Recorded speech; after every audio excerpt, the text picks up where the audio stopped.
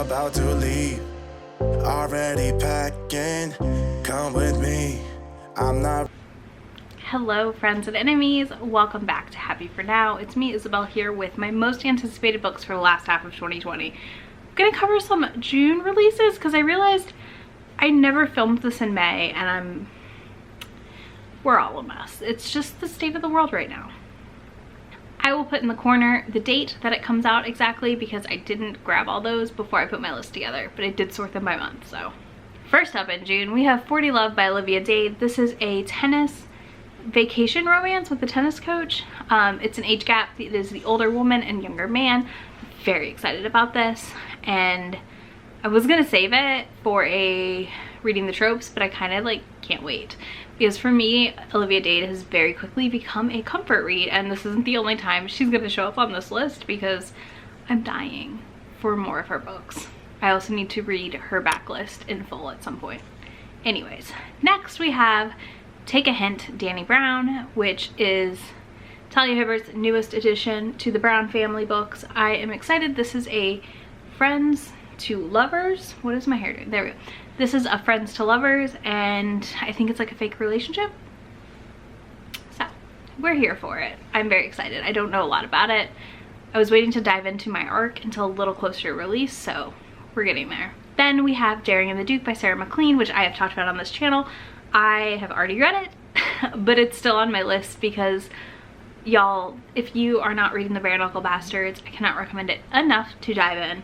And I do think you kind of need the context of the other two books to read this book. That's the only downside I'm gonna say, but this is a 5-star read. I loved it. I cannot wait for my signed pre-orders to show up. So there's that. On the same day as Daring and the Duke, The Devil of Downtown also comes out, which is the third in Joanna Shupe's Uptown Girls series. And again, equal parts also dying because I think it's the like underground guy, if I remember correctly, and the youngest sister falling in love, their story. I can't wait. I love a bad boy. I love a kind of star-crossed lovers. They shouldn't be together, so this should be fun. Last but not least, we have Just Like That by Cole McCade, which is part of the Karina Adores line. This is a Own Voices male men loving men romance, and I just got an arc of it literally today while I'm filming, so I can't wait to dive in. I don't know a lot about these otherwise. Like, this is how I go into my anticipated releases. July. Oh, July. Okay, so first up we have The Care and Feeding of Waspish Widows. Oh my god, I said it right. Holy crap. Whew. That is the one time it is going to happen. Anyways, this is by Olivia Waite. I loved The Lady's Guide to Celestial Mechanics. This one involves a beekeeper and a printmaker. I'm in. Like, that is literally a beekeeper, printmaker. I'm in. Very easy to please, y'all. Next, we have Hairpin Curves by Elia Winters.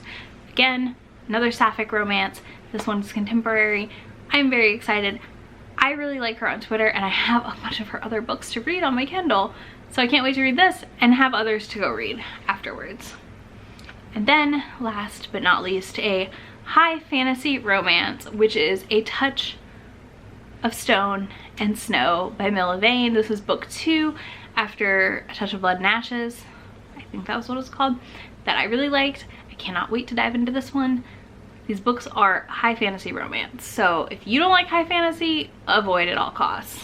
Hello, I'm editing, so I'm popping in because I left off a very important book, which is Deal with the Devil by Kit Rocha, which comes out at the end of July as well.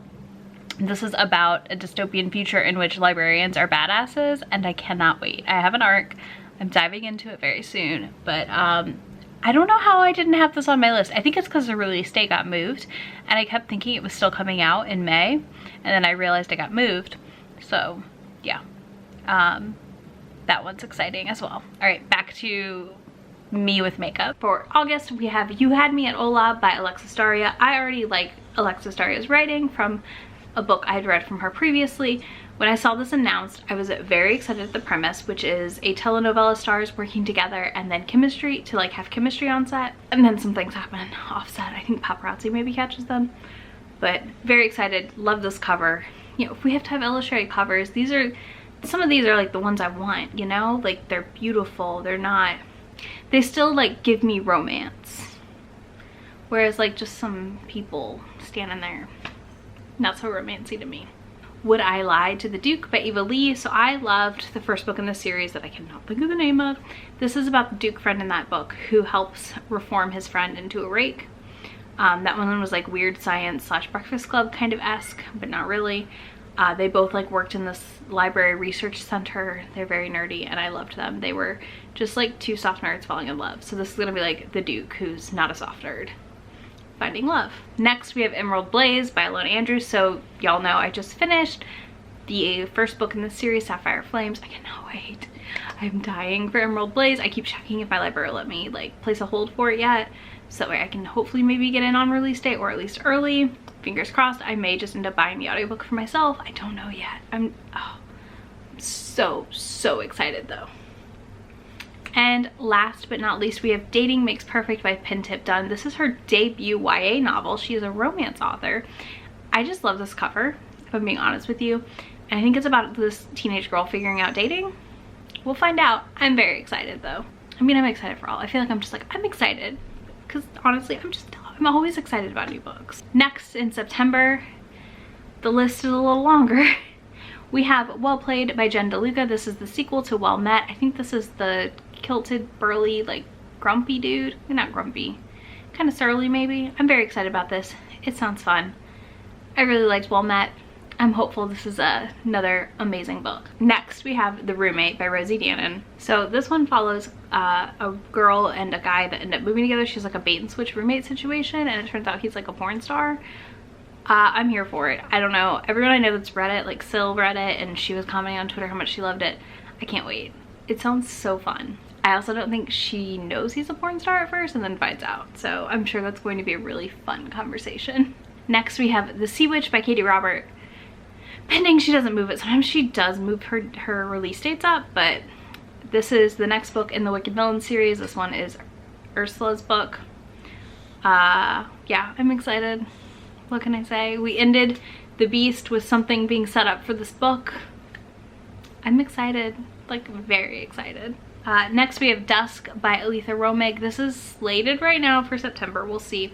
This is the first book in the next Chicago Outfit series, so I can't wait for it because I'm hopefully going to be caught up on that series very soon and then just waiting for new books. Then we have Beauty Tempts the Beast by Lorraine Heath. I got this for a project actually, and I'm also very excited for it because I finally read my first Lorraine Heath recently this year. And my book dip, Beauty and the Beast. It's right there. So I have to read it and give it a go. All right, next we have October, so we're almost done. Whew, we're getting there. This is a lot of books.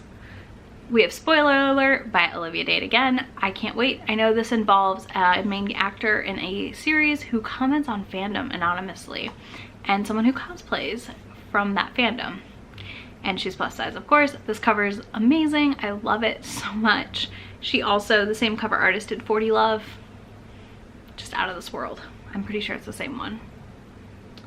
Next, we have Door of Bruises by Sierra Simone. So I have stopped. I paused. I hit pause as soon as I finished the first book in the series, the Thornchapel series, because one, there are 4 books. And I knew that I didn't want to read them as I went. I wanted to be able to read book 2 through 4 and be done with the series. So that's what I did. And the last one's coming out in October and I cannot wait to dive in.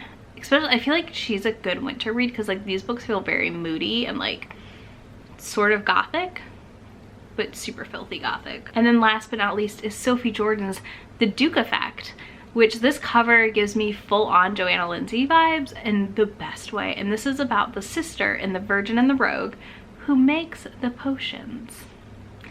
So we'll see how that goes. November is the one month that is truly lacking in releases for me right now, which is, I don't know why. I'm sure I will have like 20 by the end of the year in this month that I didn't know about. But if you've got a November release, let me know. Because all I have is Queen Takes Rose by Katie Roberts, which is the last book, I think, in the Villain series, The Wicked Villains. If this is the last book, I'm gonna be real sad, y'all. I'm not ready to say goodbye. I'm really not. Like, I don't want to think about it. We're not gonna talk about it. Anyways, this is the Queen of Hearts, and I can't wait. No, this is Malone, and this is like a virginity auction, I think. want to say goodbye. All right, in December we have 2 more releases that I'm not 100% positive on because I feel like everything keeps getting pushed to 2021 and it makes me sad. So first, we have How to Catch a Queen by Alyssa Cole. This is her new spin-off series for the Reluctant Royals. I can't wait. Oh my god, I cannot wait for this book. I love this cover. I'm so excited. I'm ready for it. I need it now. And last but not least, we have A Dance of Smoke and Stone. No, A Dance of Smoke and Steel by Milla Vane. This is the next book in the Heart of Blood and Ashes series. I don't know anything about it, but I'm excited and I'm hoping it does come out in December because I do love, well, that'll just be wild to be able to read a series and like 3 books from a series in like a year or less. But man, romance authors, they know how to write and they know how to put out some books real fast. And the bonus one I'm super excited for, supposedly coming this summer, but there is no release date, so I don't know, is Monroe by Cressley Cole. Because as soon as that book comes out, I'm gonna read it and then I'm gonna go reread the whole series again. It's just gonna happen, it has to. I need it. Like, it's literally like, I spent all of like January to March being like, should I reread all of Immortal After? I just finished, should I reread all of that? I should reread all of that, right? And then I didn't. And we're getting to the phase of, we should reread all that. So that'll happen. I'm very excited. Hopefully Monroe comes out this year. Fingers crossed, y'all. But that is it for my anticipated releases for the rest of 2020. I don't think I missed anything. I probably missed something. Whatever. We're good. Stuff moved also, so I tried not to double up anything. But yeah, so that's what I'm excited for. Let me know what you're excited about in the comments. Be sure to give this video a thumbs up and subscribe if you enjoyed it. I'll see you again in a few days. Bye. Really asking, we'll get away to a place where we don't know.